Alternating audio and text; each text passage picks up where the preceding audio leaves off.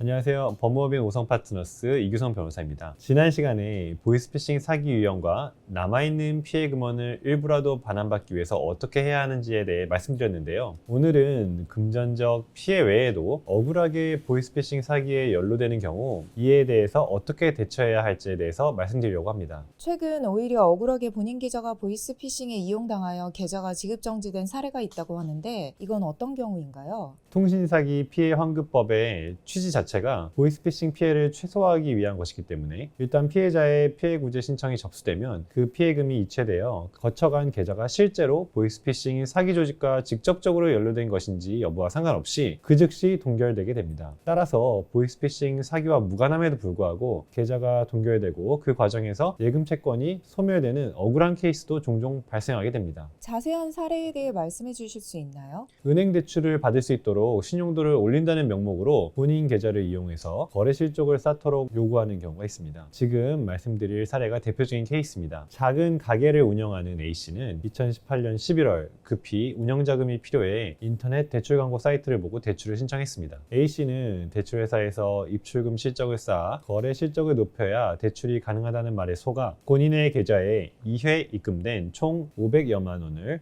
안내받은 다른 계좌에 송금했는데요. 그런데 사실 이 대출회사는 보이스피싱 사기단이었고 A씨 계좌로 입금된 돈은 보이스피싱에 속은 피해자들이 A씨의 계좌로 보낸 것이었던 거죠. 피해자들은 이후 사기당한 것을 알고 은행에 피해구제 신청을 했고 은행은 피해자들의 입금액이 A씨 계좌에서 다른 계좌로 넘어간 상황에서 A씨 계좌에 남아있는 예금 거래를 정지시켰습니다. 이후 금융감독원은 A씨의 예금 500여만 원에 대해 채권 소멸 개시 공고를 하면서 A씨에게 등기우편을 보냈으나 안타깝게도 이 통지는 이사불명으로 A씨에게 배달되지 않았다고 합니다. 이에 금융감독원은 휴대폰 문자 메시지로 관련 절차를 안내했지만 이 사실을 모르던 A씨는 2개월이라는 기한 내에 이의 제기를 못해 예금 채권이 소멸됐고 A씨의 예금 500여만 원은 피해자들에게 피해 환급금으로 지급되어 버렸습니다. 이렇게 나도 모르게 보이스피싱 사기에 연루되어 계좌가 동결되고 본인 자금이 피해금으로 환급되면 너무 억울할 것 같은데 이런 경우 어떻게 대처해야 할까요? 우선 억울하게 월급 계좌 또는 생활비 통장으로 사용하는 계좌가 지급정지되었다면 통신사기 피해환급법 제7조에 따라서 은행에 이의 신청을 하여야 합니다. 지급정지된 본인 명의 계좌가 사기 이용 계좌가 아니며 계좌 안에 있는 자금이 보이스피싱 피해금이 아닌 정당하게 취득한 금원임을 서명하는 절차인데요. 이 이의제기 신청을 1차적으로 지급정지된 본인 계좌가 개설되어 있는 은행에 하게 되면 금융감독원에서 이 내용을 최종적으로 심사하여 소명이 적절하게 이루어진 경우 지급정지를 해제하여 주게 됩니다. 다만 이의제기 절차는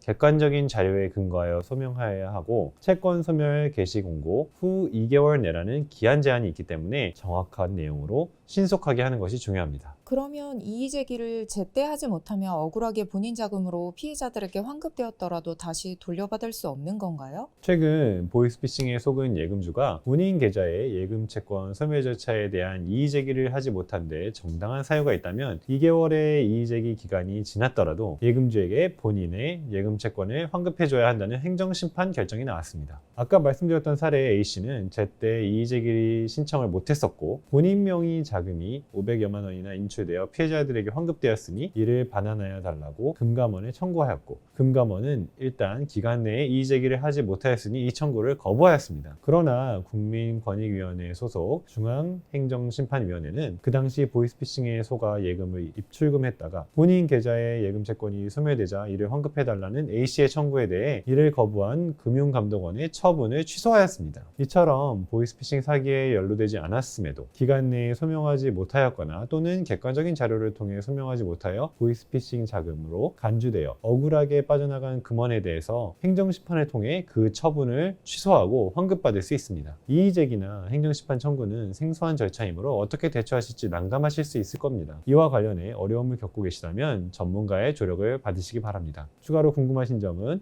저희 유튜브 댓글 기능을 활용해 주시기 바랍니다.